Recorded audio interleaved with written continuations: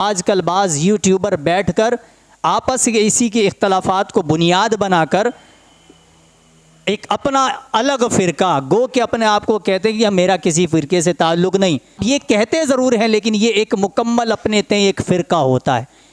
आप जिन लोगों पर जिन मसालिक पर एतराज़ात कर रहे हैं मौलवी मुल्ला कहकर और मजहबी लोग कहकर, मसलक परस्त कहकर, फ़िरका परस्त कहकर, वो फिर भी किसी न किसी मौजू पर एक प्लेटफॉर्म पर आकर जमा होते हैं। वो अपनी रिवायत से वाबस्ता हैं, वो 14 सदियों की सीना बा सीना इल्मी रिवायत से वाबस्ता हैं। अरे बात तो बड़ी ज़बरदस्त करता है यार, ऐसा मुंह बंद कर देता है। यार अल्लाह के बंदे, तुम अपनी रिवायत से कट गए, तुम्हें अपने उलमा से इल्म सीखना चाहिए था, जो एक तसलसल है सीना बा सीना इल्म सीखने का।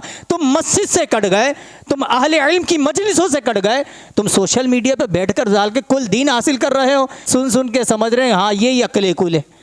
इल्मी हैसियत क्या है वो तो देखें। आपको सामने वाले को कुछ पता ही नहीं है, आप उसको अपना रहनुमा बना बैठे हैं। किस तरफ जा रहे हो यार, किसके पीछे लग गए हो?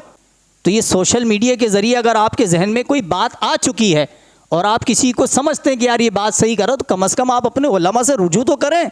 चाहे वो आप किसी भी मसलक से ताल्लुक़ रखते हो, रुजू तो करें, मालूमात तो करें कि आया किस हद तक ये बात दुरुस्त है, किस हद तक इस बात को कबूल किया जाएगा। आज कोई उठ रहा है, कल कोई उठेगा, परसों कोई उठेगा। आप हर किसी को सुनकर कबूल करते चले जाएंगे। आपका अपना कोई लेवल भी है कि नहीं है? आपका अपना कोई ग्राउंड भी है कि नहीं है कि जिस हैसियत में आप किसी को परखें? ज़मीनी हक़ाइक़ को थोड़ा समझें, अपने मराकिज़ से वाबस्ता हों। ये मस्जिदें आपका मरकज़ हैं। जब आपके अपने उलमा मौजूद हैं, अपने लोग मौजूद हैं, आप किस तरीके से किसी की बहकावा में आ जाते हैं? ये हमारे नौजवान बच्चे बेचारे जज्बात में आके फिर बह जाते हैं। फिर एक वक्त ऐसा आता है इनको समझाना मुश्किल हो जाता है। यकीन कीजिए नहीं समझा सकते आप।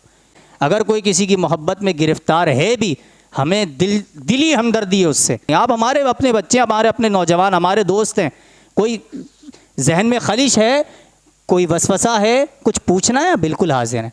अल्हम्दुलिल्लाह हम यहाँ मौजूद हैं।